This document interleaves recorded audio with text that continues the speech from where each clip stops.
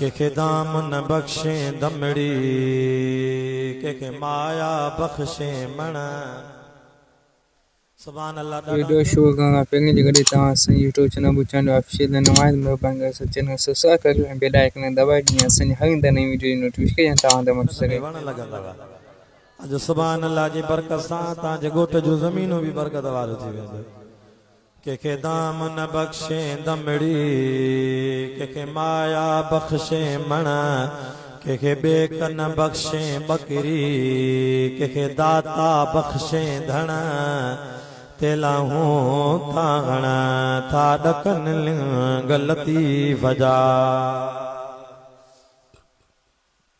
कख सड़न पन सड़न सड़े साओगा। असां सैयद पंहिंजे वाइद में पीरन जो कलाम भी पढ़ंदासीं, रब जो कुरान भी पढ़ंदासीं, जेके ॻाल्हि वणे उहो सुभान अल्लाह करे। कख सड़न पन सड़न सड़े साओगा जिन रिझायो अल्लाह तो न चेतन खे। सारी रात जागी जिन याद कयो सुबहान। सारी रात जागी जिन याद कयो सुबहान। आशिको अब्दुल लतीफ चवे तन जी मिट्टीअ बि लधो मान। सरदार जे सदके सभिनी खे मान मिलियो वा। सरदार जे सदके सभिनी खे मान मिलियो वा। महबूब मिठे जे ख़ातिर ही कुरान मिलियो वा।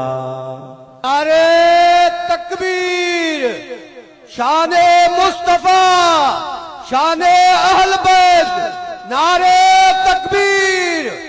सरदार जे सदके सभिनी खे मान मिलियो वा। महबूब मिठे जे ख़ातिर ही कुरान मिलियो वा। सलवात अदा पढ़त वयल भाग वरे थो। ईसा मूसा नूह नबी उते रोवंदा बया। अरबीअ ॾे हलो मुंहिंजा मिठा उते चवंदा बया। जान बयारो अरबी कजे ॿिया यार कबा काॾे। प्यार मिले जे पुनल जो त ॿिया प्यार कबा काॾे। सरदार अरबीअ जे हूंदे हिते हथरादू सरदार कबा काॾे।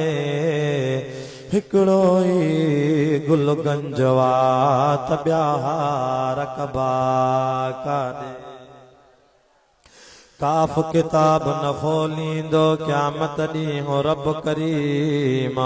ॿिया सभु माण्हू सुठा पर मुंह में हर हिकु ऐब अज़ीम। आदम नूह नबी न कम ईंदो जिते हज़रत इब्राहीम। सभिनी खे उते छॾे ॾींदो उते केरु कंदो तस्लीम। छे तो जंहिंजे इस्म में आ अव्वल मीम सो मुहम्मद अची माड़ कंदो। नारे तकबीर, शाने मुस्तफा, शाने अहल बैत, नारे तकबीर।